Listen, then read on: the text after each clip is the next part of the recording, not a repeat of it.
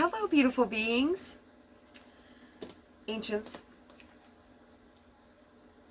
So I was listening to Magnetize Yourself this morning, and she was talking about being a chain breaker.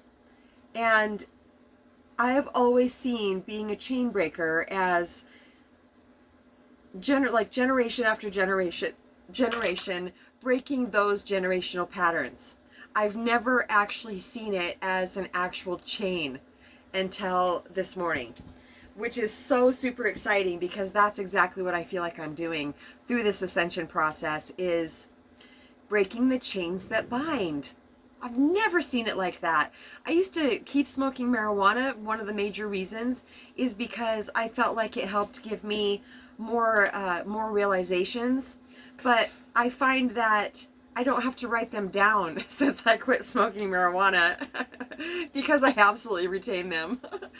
They are saying that that's not the only reason I wrote them down when I was smoking, is because I would forget them. It's for future purposes for my books. So my most recent up level has been the last couple days, yesterday specifically,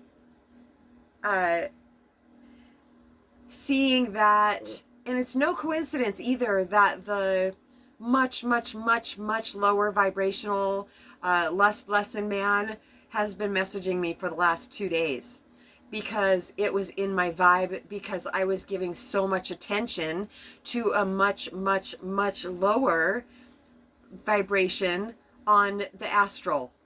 And I feel so much more free from that than I ever have. And I've already been starving it of my attention because I've noticed that when I'm really on to something, when I'm really letting go of something, it comes in with much more force than it ever has. So, but that's fine. I'm prepared. Bring it on. Doesn't matter to me.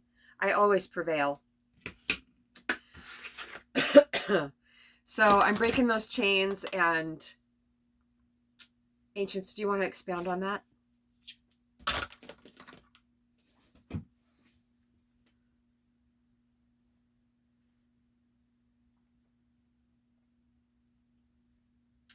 Also, Infinity on Magnetize Yourself was talking about how a lot of us, our abilities are being heightened right now. And she was saying that that comes at a cost. And the cost is that it feels very draining at times. And I've noticed that one thing that I've been shedding recently is embarrassment, because I've been hearing myself talk about it. And I haven't felt embarrassed for a really long time, but I do talk about embarrassing things on my channel sometimes. But also the embarrassment of putting my ascension out there, recording videos when I'm processing things and going through things. And I'm still ascending. I feel that I will always be ascending. And I will look back on the videos that I'm making today, years from now, and go, oh, wow. Oh, okay. I was there. And years from now, I will be so much more ascended than I am now. And I'm so much more ascended than I was 11 years ago. So it's all a process, and I should never, ever, the ancients are saying this, I should never, ever feel ashamed of myself for putting what I'm going through, in video form, because like, specifically for one example, please slow me down a little bit.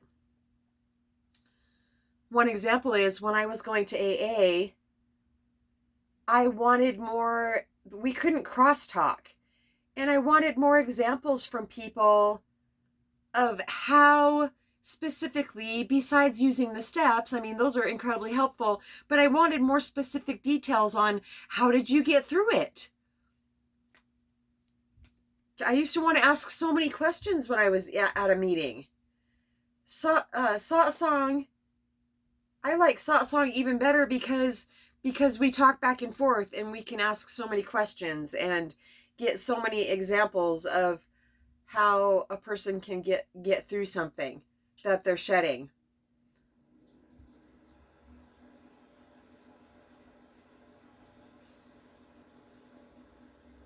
breaking the chains that bind. Oh, it can be so sneaky.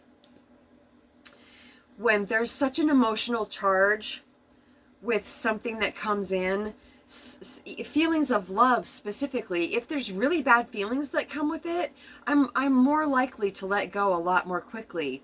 But the really sneaky ones are ones that come in with such a feeling of love. But, you know, I know when something's taking from me, and I am absolutely not willing. That's right. That's what else she said this morning is I am not willing to lower my vibration to try to help somebody. Even though, there's another paradox, even though people, this is not a judgment thing, this is not a, I'm better than this person or whatever, it just depends on where people are in their ascension. So the more we've been able to shed, the more useless personal identity we've been able to shed, the higher our vibration, because the more in our natural state of being we are. But people that have not done a whole lot of that come to me are at a much lower vibration. But if they are willing to grow and to shed those things off, then it doesn't take from my energy. But if they're not willing, then they're just wanting my energy. And in a way, to keep interacting with that person, I have to lower my energy to get down to their level. That way, to where maybe I would be able to help them. Maybe they would be able to hear me better. I'm not sure why I'm going. Well, I'm excited. I'm so excited because yesterday was it was a very, very intense day for me, vibrationally and emotionally. And I just feel more brand new than I ever have today. I had very disturbing dreams last night, and as far as dreams go, waking up after having disturbing dreams, there is the high potential to have that.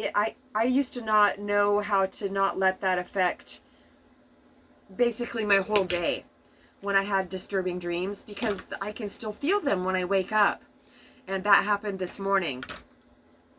And I was just like, nope, I do not need to pay attention to this. I opened the curtains up. I look at my beautiful little dog, Doozer, and I was just like, this is going to be such a great day, Doozer.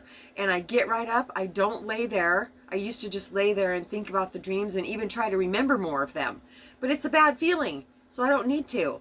I don't need to give that any of my attention. I'm so good at starving things that aren't good for me. Starving them of my attention. I used to not even know how to do that. So we got up, and I didn't work out because I recently got my back adjusted, and I just like to let it rest for a couple days. So I got up and opened up all the curtains and started listening to something very inspirational. And well, I was quiet for a bit with the ancients and got really present, turned my attention away from the thoughts of the dream. But it definitely helps to, especially first thing in the morning, it definitely helps to listen to somebody inspirational and to refill my mind up with and to flesh out whatever it was trying to get a hold of, or whatever it did have a hold of. So, ancients, is that it for now? If you would like to learn how to starve negative thinking, we would love to help you with that. How to turn your attention back to presence or back to anything else that is not negative. You know, that's cognitive therapy, is turning our attention away from negative thoughts back to more positive thoughts. If you haven't accessed presence yet, and even if you have, if it's very acute, then it's really, just a second, Doozer, then it's very, very helpful to, then it's very helpful to just start paying attention to something else instead of trying to turn our attention back to presence. Even this just continuous scratching on the door is annoying to me. I did put some sandpaper on the door so it can help keep his nails dull when he scratches on the door. So we would love to help you with that. And I hope you have an absolutely wonderful day or night wherever you are. And I think that's it for now. satsangwithmamaji@gmail.com. Love you so much.